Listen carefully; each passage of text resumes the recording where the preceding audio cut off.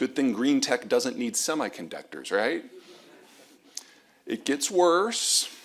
3 types of semiconductors. The high end, the ones that you use to regulate power or put in cell phones or put in server farms, those are almost exclusively made in the United States, Japan, Korea, and Taiwan. The middle range that go into automotive and aerospace, that's Thailand and Malaysia. The low end, the ones that make your singing light bulbs and your smart spatulas, those are all from China.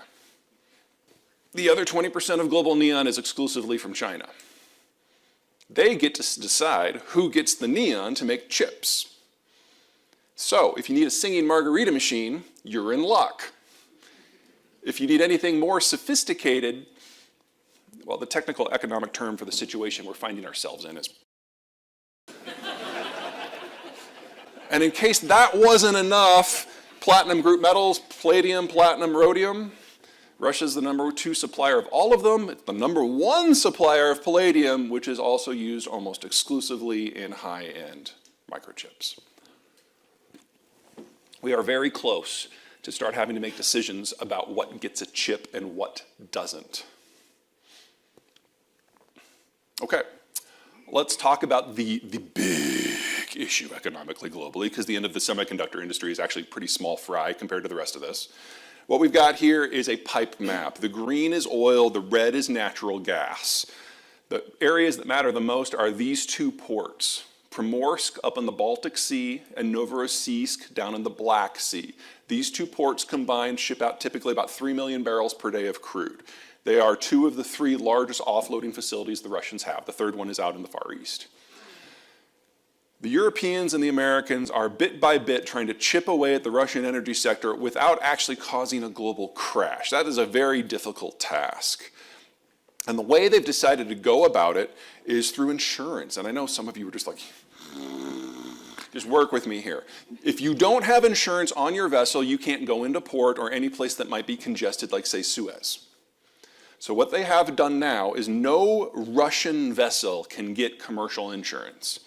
And as of January, no vessel of any type carrying any Russian cargo can get insurance.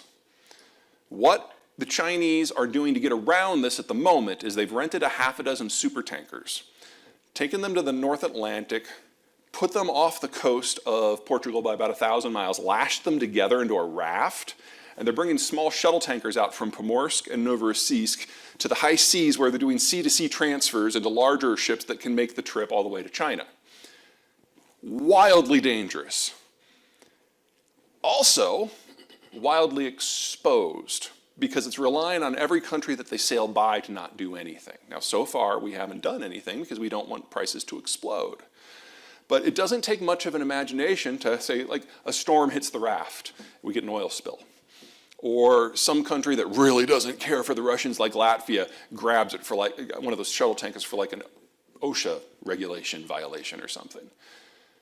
One ship gets grabbed, one uninsured ship gets grabbed, and that's pretty much the last time that anyone docks at one of these 2 ports.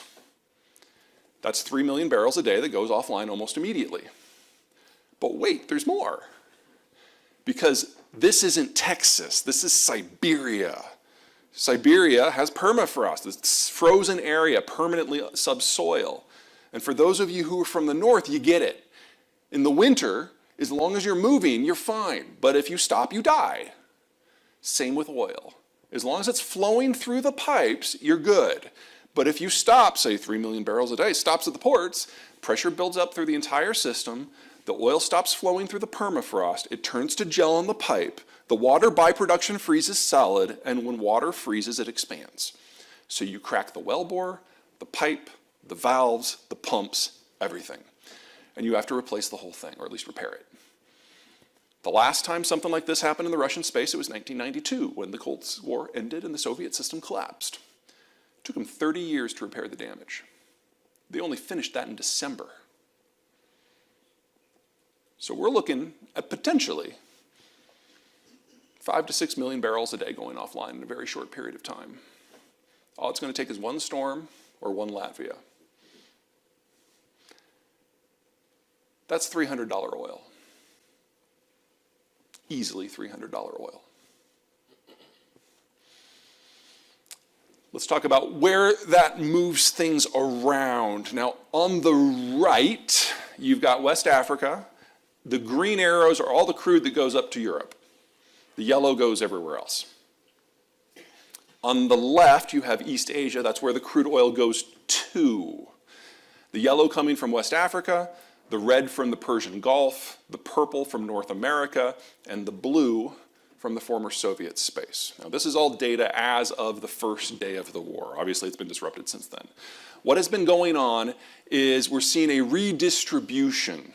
Normally, crude importers grab crude that is designed for their factories, their refineries, and crude that is relatively proximate. But 20 years of the Chinese rise means that the Chinese have gone out and grabbed crude from everywhere. They're not cost sensitive. They really don't care if it damages the refineries because they'll just rebuild them. And so they've built this spam of links. But the Europeans have more money. And now that the Europeans are scared, they have captured every drop of crude that the Chinese used to get from West Africa because they had to replace what they used to get from the former Soviet space. So the Chinese now their single largest supplier is from Russia, but not from Russia to Siberia to China. There's no infrastructure there, very little. They certainly can't surge through what they have. So they have to send stuff out through the west of Russia, by Europe, around Africa, and then up to the Chinese. It is now the world's longest supply run. Very vulnerable to any sort of disruption. Again, whether Latvia, or in this case, South Africa, India, plenty of ways that this can go horribly, horribly wrong very, very quickly. Which means that we've got a political decision that we're about to make in the United States. This is everybody's favorite energy secretary. Yeah. I mean, look at who's been energy secretary for the last 20 years. Guys, this could be a lot worse. Just recent history here, come on. Okay, Granholm is in the process of figuring out how to implement an oil export ban from the United States. Legally, there's no question. The presidency has the power. Has since 2015. It was part of an energy deal between Congress and the Obama administration to bring in a lot more green tech, increase the subsidies. They released the oil export ban at that point, but the president has the authority to reinstate it with an executive order. Doesn't need to consult Congress at all. Now, this is an oil export ban, just oil, not refined product, not natural gas, not electricity, just oil. Second, the president has the ability to offer endless numbers of national security waivers. So exports to, say, Canada and Mexico are likely to continue.